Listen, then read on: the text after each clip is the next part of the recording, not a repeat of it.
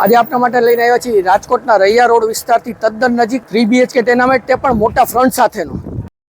નમસ્કાર દર્શક મિત્રો, હું જિગ્નેશ વસાણી, નમા એસ્ટેટ કન્સલ્ટન્સીમાં આપનું સ્વાગત છે. આપની માટે આજે 3 BHK નું ટેનામેન્ટ લઈને આવ્યા છીએ, તે પણ રાજકોટના રૈયા રોડ વિસ્તારમાં બાપા સીતારામ ચોકથી તદ્દન નજીક, અને તે પણ મોટા ફ્રન્ટ સાથે. તો જનરલી આપણે સૌથી પહેલાં રોડથી ડિટેલ તમને બતાડી દે. અને જે ટેનામેન્ટ છે એ અંદાજે એમ સમજો ને કે 96 વાર ટેનામેન્ટ છે અને 70.5નો ફ્રન્ટ મળે છે. અત્યારે જે રોડ છે ટેનામેન્ટ રોડ જ જે 40નો રોડ મળે છે એક્ઝેક્ટ તેની સામે તમને કોમન પ્લોટ મળી જાય છે. અને ઘરથી તદ્દન નજીક જે કહેવાય ને કે 50 મીટરમાં જે ગાર્ડન છે કોર્પોરેશનનું, તે પણ મળી જાય છે. હવે આપણે છીએ જે ટેનામેન્ટ છે તેના લોકેશન ઉપર. સૌથી પહેલાં તમને ફ્રન્ટ દેખાડી દઉં. જે મેં તમને કીધું 70.5નો ફ્રન્ટ, મોટામાં મોટો ફ્રન્ટ છે. જે 96 વાર આસપાસ જગ્યામાં આ ફ્રન્ટ બહુ ઓછો મળતો હોય છે. તો તમને આ સરસ મોટો ફ્રન્ટ મળી જાય છે. બહારથી જોવો છો તો એલિવેશન, સારામાં સારું એલિવેશન પ્લસ બાલ્કની બી મળી જાય છે. હવે વાત કરશું પાર્કિંગ એરિયાની. આ છે તમારો પાર્કિંગ એરિયા. મોટી સાઇઝનો પાર્કિંગ એરિયા. કાર અને 2 વ્હીલર ને સાયકલ આપને રાખવી છે. આરામથી આ પાર્કિંગમાં સમાવેશ થઈ જાય છે. તમને જે કહેવાય પાર્કિંગ એરિયામાં જે વોશ એરિયા છે તો એક વોશ એરિયા મળી જશે.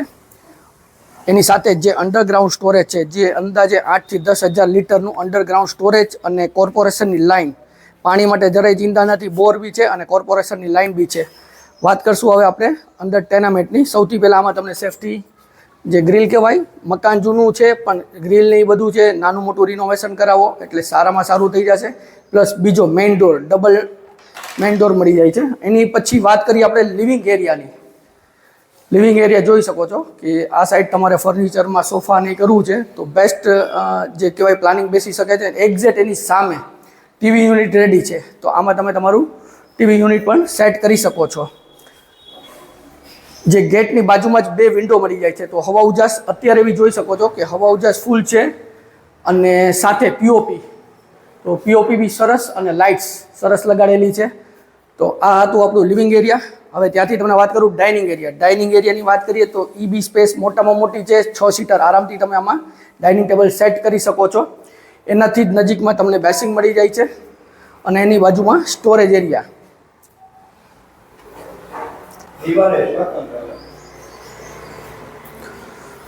હવે વાત કરીએ કિચનની. આપણે કિચનમાં આવી ગયા છીએ. કિચનમાં તમને જે કહેવાય કે મોટી સાઇઝમાં અને લેન્થવાળું પ્લેટફોર્મ મળી જાય છે. અહીંયા સિંક આવી જશે છે, આરઓનો પોઈન્ટ આવી ગયા છે. ત્યાં જ એર સર્ક્યુલેશન માટે વિન્ડો મળી જાય છે અને જીએસપીસીની લાઇન તે બી આ જે ટેનામેન્ટ છે ઇન્ક્લુડ છે. બેક સાઈડ મોટી સાઇઝમાં છે ને સ્ટોરેજ છે, જે માર્બલ સેલ્ફ નાખેલા છે. આપે ખાલી ને ખાલી ફર્નિશ કરવાનું છે. એનાથી આગળ વાત કરીએ આપણે વોશ એરિયાની. વોશ એરિયાની સાઇઝ જોશો, ખૂબ મોટી સાઇઝ છે.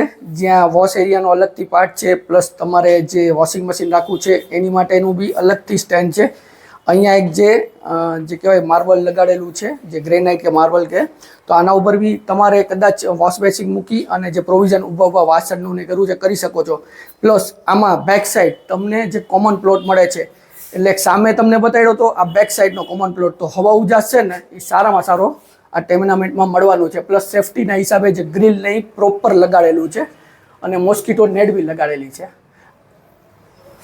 તો આ હતું આપણું લિવિંગ એરિયા, કિચન. હવે આમાં જ તમને એક નાનો રૂમ મળી જવાનો છે. તો આવો બેડરૂમ દેખાડી દઉં તમને. આ છે આપણો બેડરૂમ, જે નીચેની સાઈડમાં એમ કહી શકીએ કે સારામાં સારી સાઇઝ મળી જાય છે. આમાં બી વિન્ડો મળી જશે એર સર્ક્યુલેશન માટે. આમાં અંદર અટેચ ટોયલેટ ને બાથરૂમ. સાથે જ આ બેડરૂમમાં સ્ટોરેજ માટે ઉપરની સાઈડ કબોર્ડ બનાવેલો છે, તો આ બી તમને સાથે આમાં મળી જાય છે. આ તો આપણું ગ્રાઉન્ડ ફ્લોર, જેમાં એક બેડ નીચે મળે છે. હવે આપણે જોશું ફર્સ્ટ ફ્લોર. ફર્સ્ટ ફ્લોર ઉપર આવી ગયા છીએ. અહીંયા જે 2 બેડરૂમ મળે છે, તો સૌથી પહેલાં આમ જુઓ તો 2 માસ્ટર બેડરૂમ જ કહી શકીએ. મોટી સાઇઝમાં તમને બેડરૂમની સાઇઝ મળી જશે.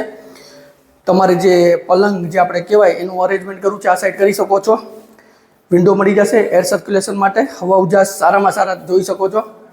એક્ઝેક્ટ કદાચ ત્યાં જે બેડ સેટ કરી તો એની સામે ફૂલ કબોર્ડ મળી જાય છે વિથ ડ્રેસિંગ ટેબલ. આમાં બી અંદર અટેચ ટોયલેટ બાથરૂમ તમને મળી જાય છે.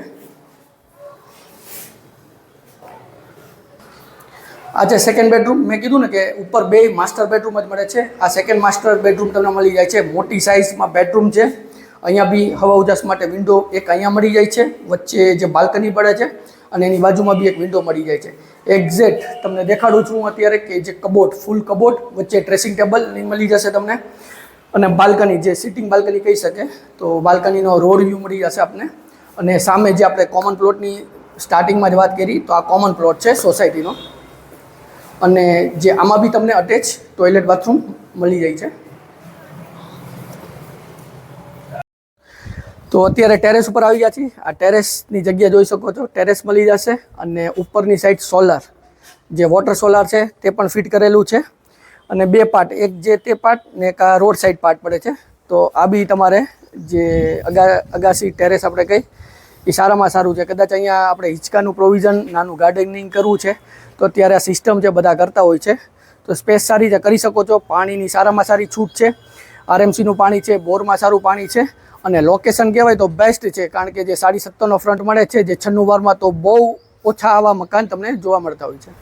તો આ તો દર્શક મિત્રો આપણો 3 BHKનું ટેનામેન્ટ જે રાજકોટના રૈયા રોડ ઉપર બાપા સીતારામ ચોકથી નજીક જે રામેશ્વર પાર્ક આવેલું છે ત્યાંના મેઇન રોડનું આ ટેનામેન્ટ છે, જે અંદાજે તમને 7.5નો ફ્રન્ટ મળે છે, 96 વાર જગ્યા છે, ગેસ લાઇન મળી જવાની છે, આરએમસીની લાઇન મળી જવાની છે.